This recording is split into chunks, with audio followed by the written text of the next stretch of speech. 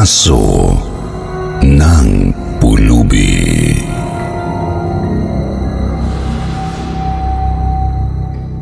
Magandang araw po.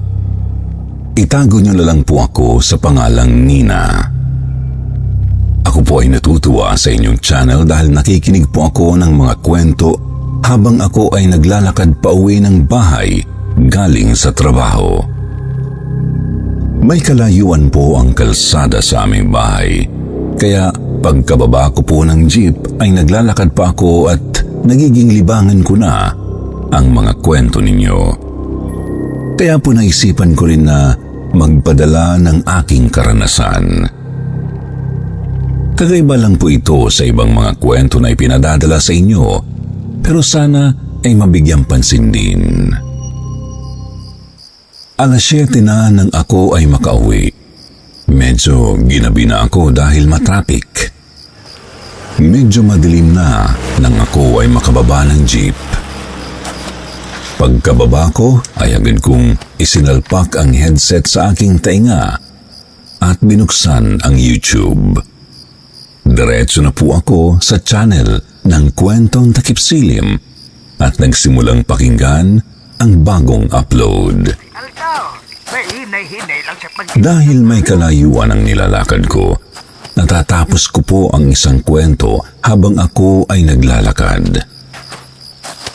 Binabaybay ko ang kahabaan ng riles ng tren.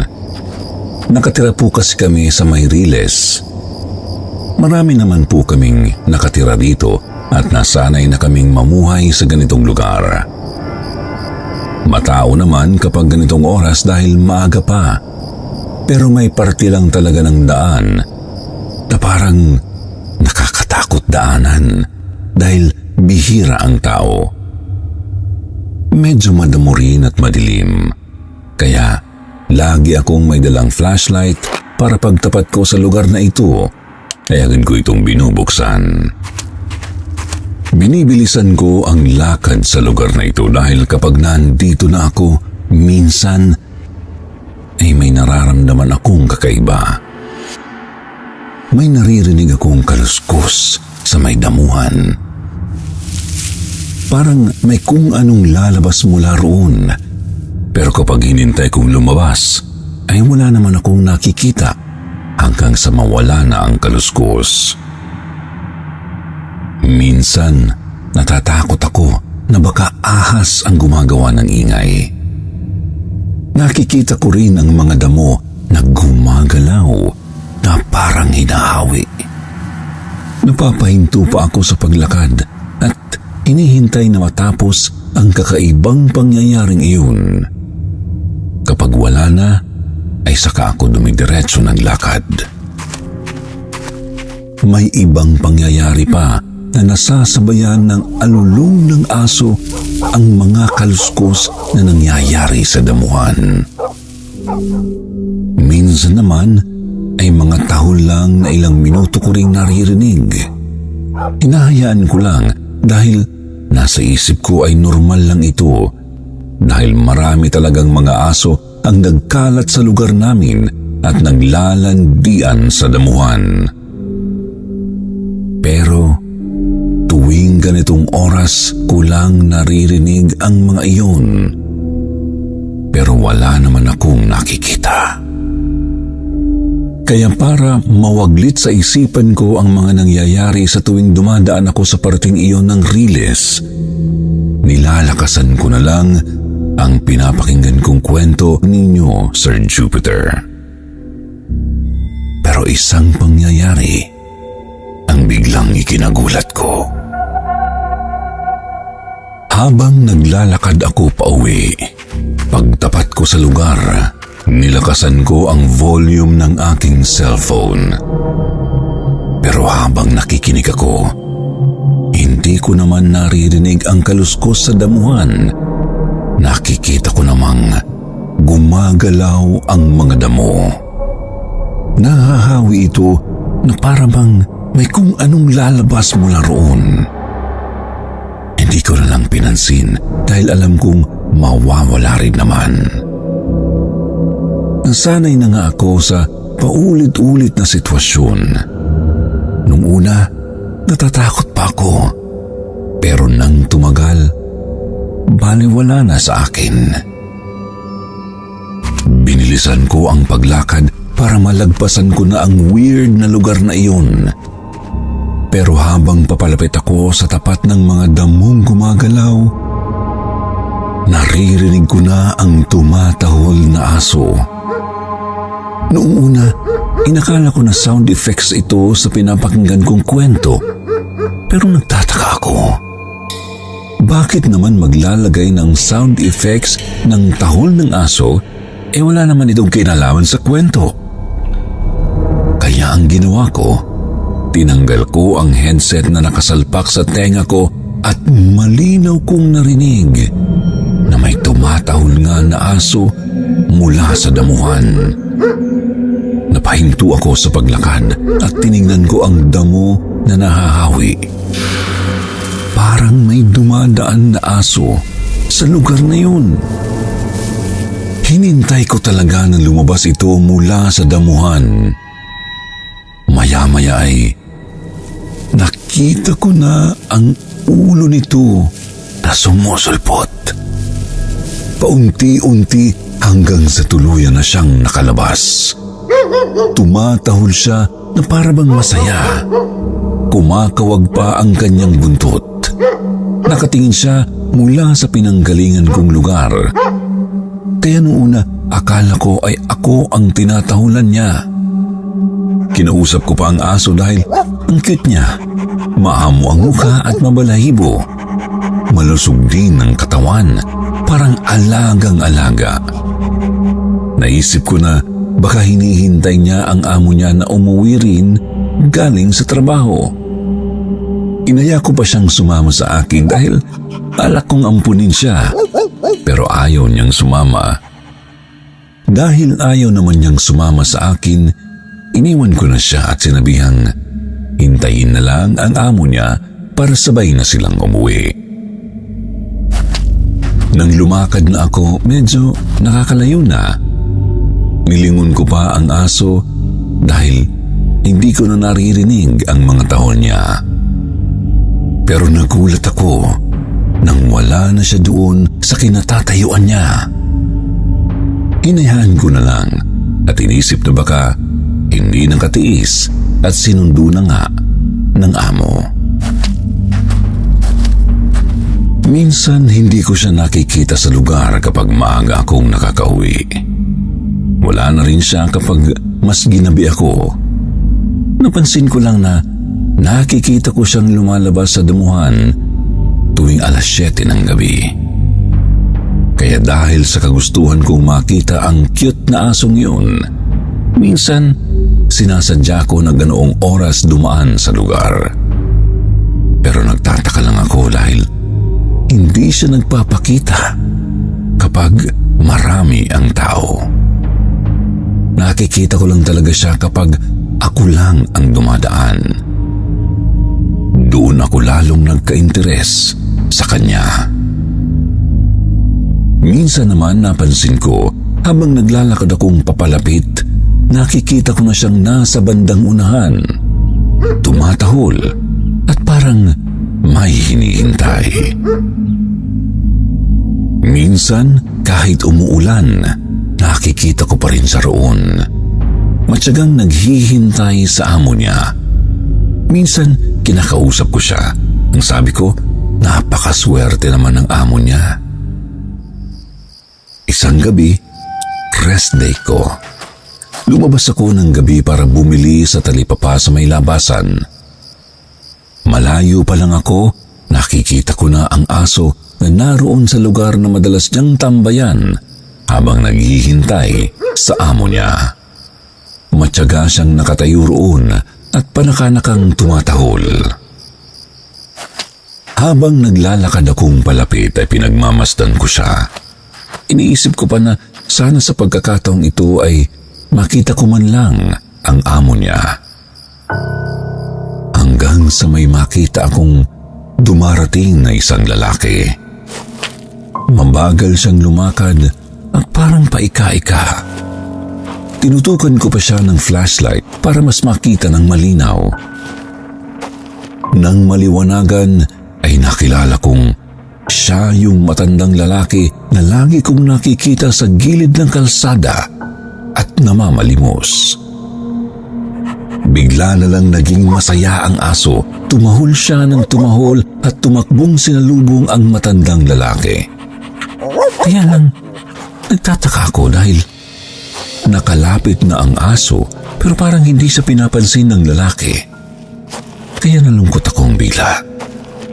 Siya pala ang inaantay ng aso pero parang hindi naman niya nakikita nang makalapit na ang aso sa kanya. Gumilid lang ako para padaanin silang mag-amo. Inihatid ko pa sila ng tanaw bago ako tumalikod at naglakad. Naisip ko, hinihintay palagi ng aso ang amo niya para salubungin at sabayang umuwi. Natuwa akong bigla sa kanila. Hindi ako mahilig sa aso dahil ayokong makagat dahil nga may rabies. Pero naisip ko, si Manong nga, nakuha pang mag-alaga ng aso kahit ang sarili niya hindi gaanong masuportahan sa pangangailangan. Ang nakakainis lang din kasi kay Manong, kapag nakakalikom na ng pera, pinang-iinom lang naman. Mabait naman si Manong, kaya lang hindi nga gaanong pinapansin sa amin dahil nga palaging lasing. Nang makabalik ako ng bahay, ikinuwento ko sa nanay ko ang nakita ko. Dahil naaawa ako sa aso at gusto ko talagang ampunin sana. Pero nagulat ako nang sabihin ng nanay ko na wala naman daw aso yung mamang pulubi. Matagal na raw kasing nasagasaan ng tren ang aso niya. Dahil nung minsan na hinihintay itong umuwi at lasing, nakita na lang ang dalawa kinaumagahan na nakahandusay doon sa daan sa may damuhan. Nakatulog na raw sa daan ang lalaki dahil sa kalasingan. Pero ang alaga nitong aso ay nakita ang katawan na tumalsik sa damuhan at patay na. Puro sugat. Kaya naisip daw nila na baka sinagip ng aso yung amo niya para hindi mahagip ng tren. Nang ikwento yun sa akin ng nanay ko, nakaramdam ako ng takot dahil hindi na pala buhay yung asong nakikita ko. Tinanong pa ako ng nanay ko kung may bago na naman bang alaga yung pulubi. Pero hindi na lang ako kumibo. Medyo nainis din ako kay Manong pero hindi ko naman alam ang dahilan niya. Mula nang malaman ko ang kwento niya, hindi na ako dumadaan ng ganoong oras sa lugar na yun. Minsan naman, naghihintay na ako ng kasabay. Ayoko kasing makita uli ang multo ng aso na hinihintay siya para salubungin doon. Nakakaramdam ako ng awa. Naalala ko tuloy, yun pala ang pinag-uusapan nila noon na nasagasa ang aso. Pero dahil nga ayaw ko sa aso, kaya hindi ko pinansin ang kwentong yun. Pero ngayon, Sir Jupiter, nagustuhan ko na ang aso. May alaga na rin kaming isa dahil ibinigay ng kaibigan ng tatay ko. Pinangalanan namin siyang Ampi dahil ampon namin siya. Ang weird lang po dahil sa dami ng multo. Multong aso pa ang nakita ko. Pero mas okay na siguro yun kesa makakita ng white lady o black lady. Paramdamin po kasi ako noon pa. Kaya lang hindi ko pinapansin. Ayokong i-entertain dahil ayaw kong makakita.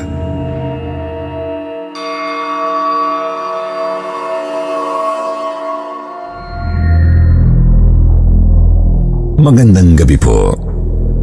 Ako po pala si Andrew. Gusto ko lang pong mag-share ng kwento tungkol sa kakaiba kong karanasan. Nakatira po kami sa may bukid dahil ang tatay ko po ay caretaker sa isang malawak na bukirin. Dito po kami lumaking magkakapatid. 5 po kami at ako ang bunso. Nag-aaral pa po ako ng high school nang maranasan ko ang kakaibang kwentong ito. Minsan po kapag madaling araw, nakakarinig kami ng kakaibang ingay.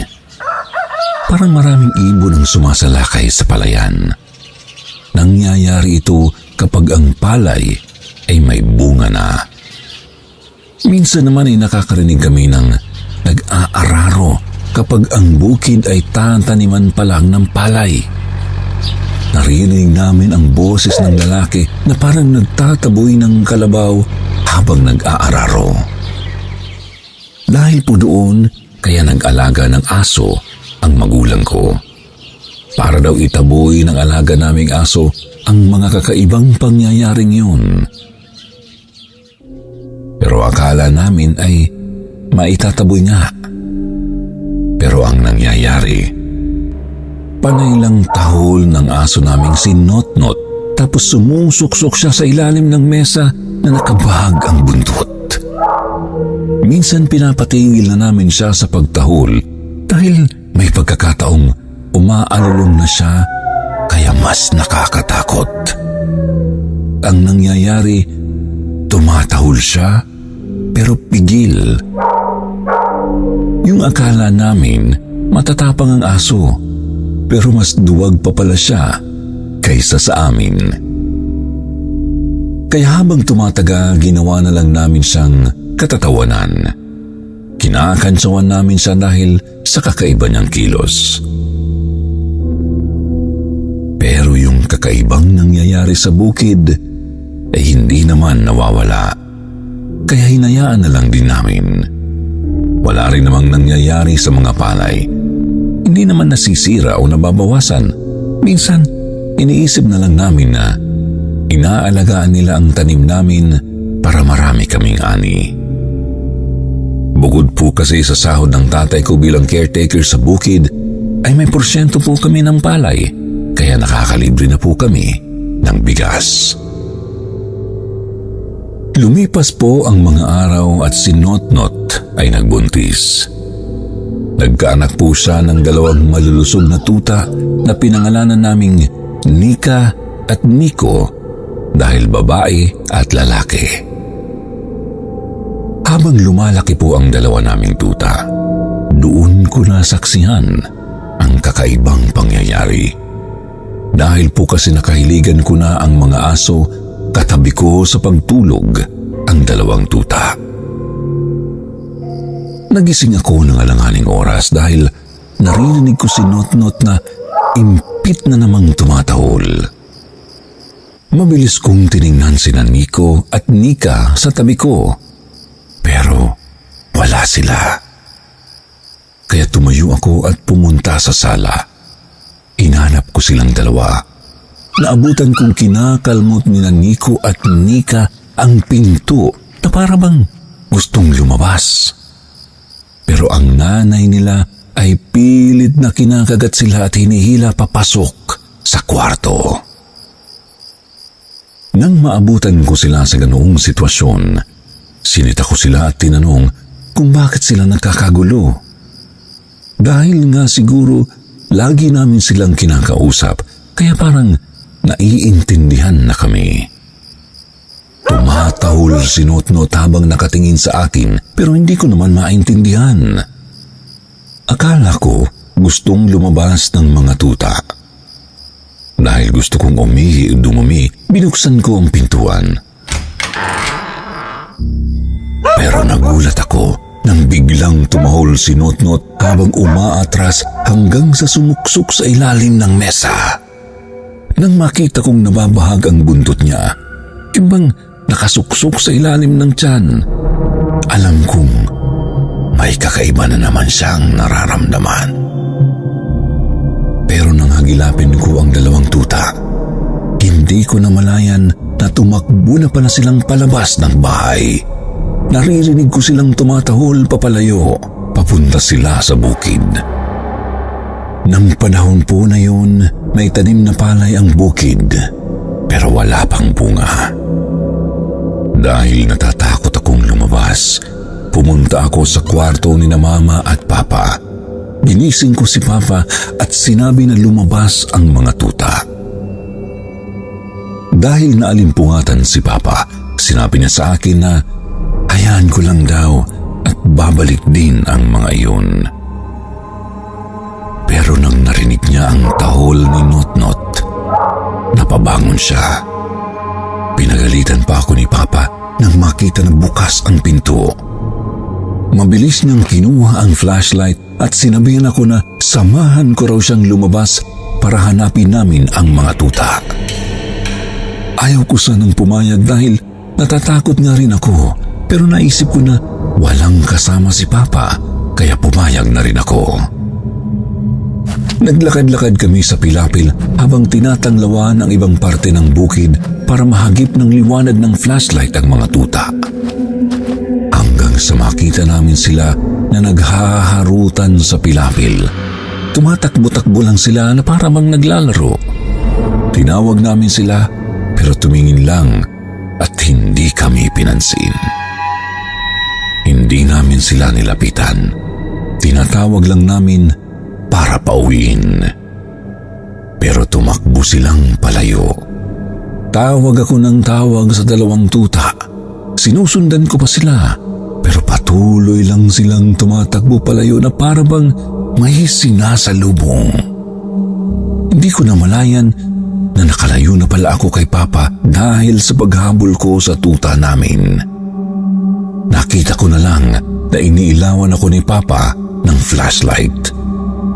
Tinatawag niya rin ako para pabalikin, pero dahil sa kagustuhan kong makuha ang mga alaga namin, sinundan ko pa rin ang mga tuta. Napahinto na lang ako sa paghabol nang makita kong may kasama na silang nakasuot ng kulay puting damit. Mahaba yung damit at parang hinahangin pa. Inaninag ko kung sino yung naglalakad na yun sa pilapil dahil nag-iisip ako kung bakit siya naroon sa bukid ng ganoong oras, madaling araw pa lang. Inakala ko na baka isa sa mga inupahan na magtanim. Baka binibisita ang palay.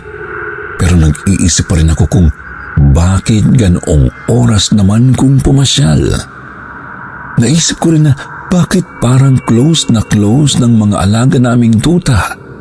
Kasi parang nakikipaglaro pa sina Nika at Nico sa kanya. Habang inaaninag ko siya, nakita ko na parang may dala siyang timba at may kung anong hinahagis sa palay. Para siyang naghahagis ng pataba kasi ganoon ang ginagawa ni Papa kapag nagsasaboy ng pataba sa palay namin. Napatigil ako sa paghabol sa kanila nang marinig ko ang Papa ko na tinatawag ako. Pinababalik na niya ako. Bigla akong napalingon sa kanya nang marinig kong kasama niya ang mga tuta namin at tumatahol sila sa may tabi niya. Biglang nanlaki ang ulo ko. Sa takot ko ay halos hindi ako makagalaw. Kitang-kita ko na kasama nung nilalang na nakaputi ang mga tuta. Pero paanong kasama sila ni Papa? Gusto ko sanang lingunin pa ang mga tuta na nasa bukid para makumpirma kung sila nga ang sinusundan ko. Pero mas nanaig sa akin ang takot.